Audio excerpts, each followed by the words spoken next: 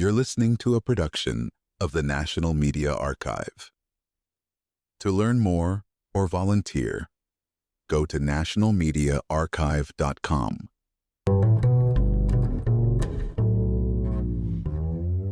Nightmares. We've all woken up in a cold sweat, heart pounding, clutching the edge of our reality. But what are these midnight terrors, really? Are they just random static from the unconscious, or do they have a purpose? Let me tell you, nightmares are not just bad dreams turned up to 11. They're vivid, emotionally charged encounters with the shadowy corners of our psyche. Unlike fleeting dreams, nightmares stick etched in memory, coloring our waking lives for years, sometimes forever. Now you might be thinking, are nightmares just a sign of something wrong with me? That's a fair question, and it's one that's haunted psychiatrists for decades. Many see nightmares as pathological symptoms to be medicated away. But what if there's more? What if, instead of being mere disorders of sleep architecture or disruptions of REM cycles, nightmares are the psyche's way of urgently drawing our attention to what we most need to face? In this episode, we'll journey through myths, science, and art, unearthing the meaning and power of nightmares, their archetypes, their history, and maybe their hidden gifts. Let's dive into the dark well of myth. Ever heard of Lilith? In Hebrew legend, she's the original night monster Adam's rebellious first wife, banished for claiming equality. Her revenge? Transforming into a marauding nightmare, birthing a legion of demons. In Mesopotamia, she's a Lamia, a specter that haunts the vulnerable. In Old Norse, the Mara rides the sleeper's chest. And in English, that root gives us nightmare, not the word for a horse, but for a goblin or fiend. Why did every culture imagine a demon pressing on our chests at night? Was it just superstition, or a primitive way to explain sleep paralysis and the visceral terror of a bad dream? Anthropologists call these cultural archetypes universal symbols encoded in our collective unconscious. But even today, people see shadowy figures, feel suffocated, and wake as if fleeing a ghost. So, next time you wake up breathless at 3 a.m., remember you're in the company of kings, warriors, and poets who've all faced the same ancient terrors in the theater of the night. Ever felt awake but unable to move, a crushing weight pinning you down, shadowy shapes at the edge of vision? That's sleep paralysis, and let me tell you, it's the stuff of nightmares, literally. Here's the technical bit. Sleep paralysis is a parasomnia. It hits when REM atonia, your brain's mechanism for paralyzing the body during dream slingers as your mind wakes up. The result? You're conscious, but your body's still locked in dream mode. Now, you might be thinking, isn't that just a glitch? Sure, but the hallucinations, auditory and visual, seem so real. People see Mara, Alps, or even extraterrestrials. The mind fills in the blanks and folklore springs to life. Let me share a story. A friend once saw a dark figure sitting on her chest, whispering her name. She was convinced it was a demon until she learned about REM atonia. Knowledge didn't erase the fear, but it did reclaim her nights. So, science and superstition dance together here. Understanding the biology doesn't make the terror any less real, but it does give us a way to face it. Let's zoom out for a moment though. Does a nightmare even happen in the brain? Our sleep isn't just a black box. It's a structured drama, shifting through stages, non-REM, and REM.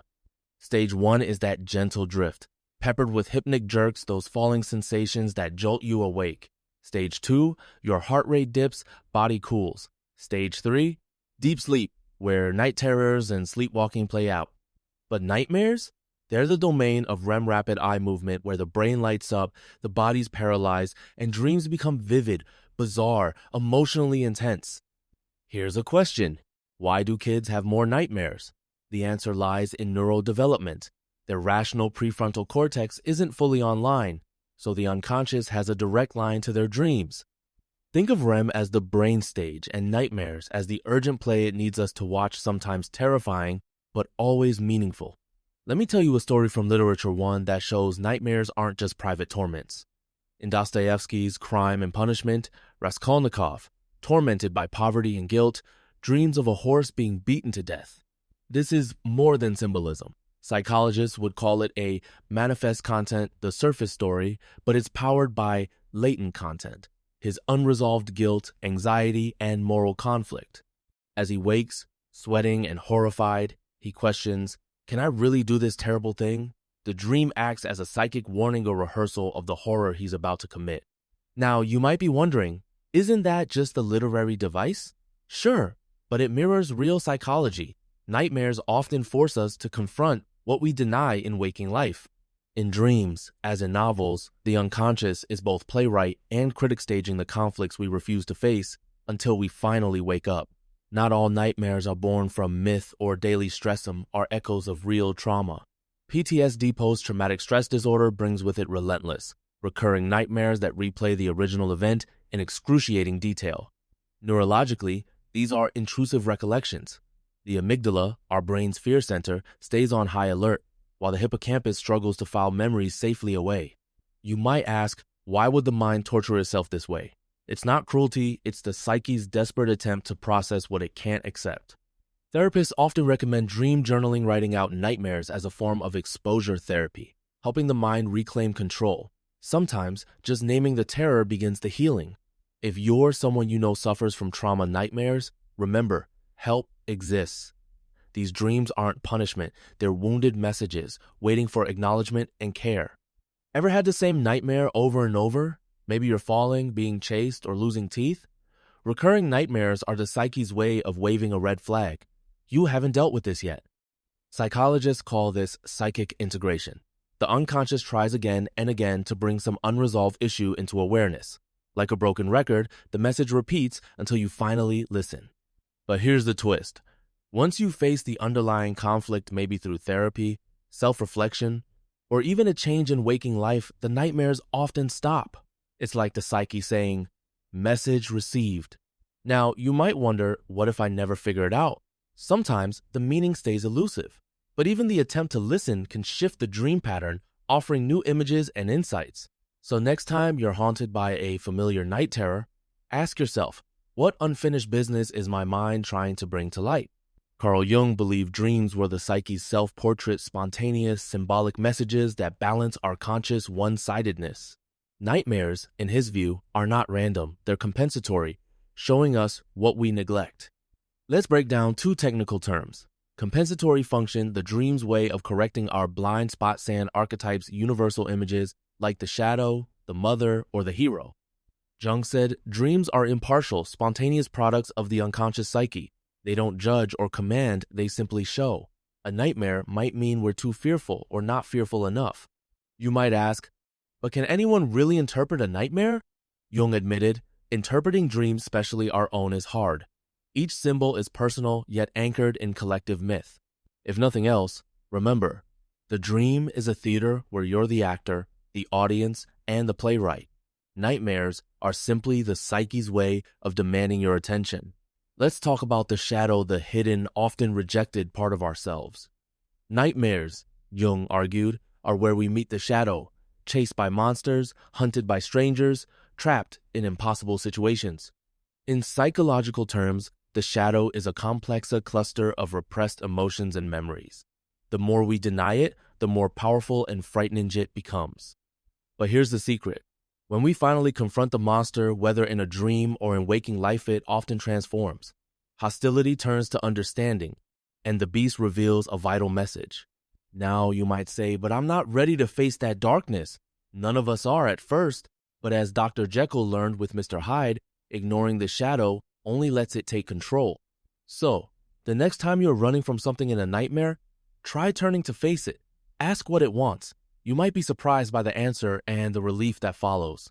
Did you know that some of the most haunting works of art were born from nightmares? Painters like Zdzisław Beksiński and H.R. Giger mined their own night terrors, transforming horror into beauty.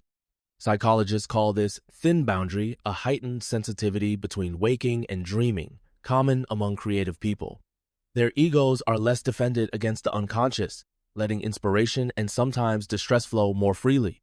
Now, you might wonder, does that mean artists are more troubled? Not necessarily. In fact, by confronting and expressing their nightmares, creatives often achieve greater psychological wholeness. Let me tell you, fiction, painting, music, these aren't just escapes from reality. They're responses to it.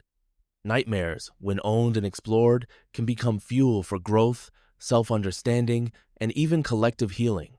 So if you're haunted by darkness, remember, what we flee from holds the seeds of transformation.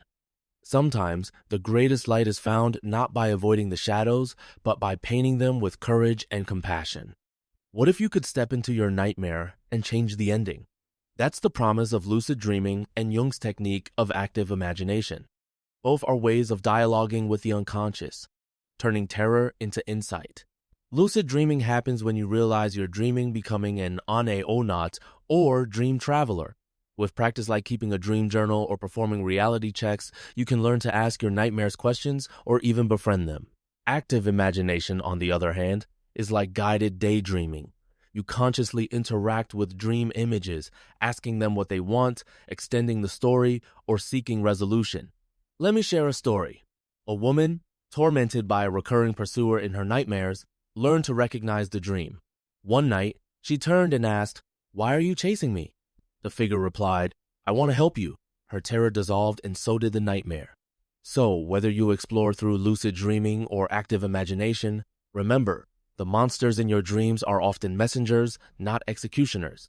By listening, you reclaim the power to heal,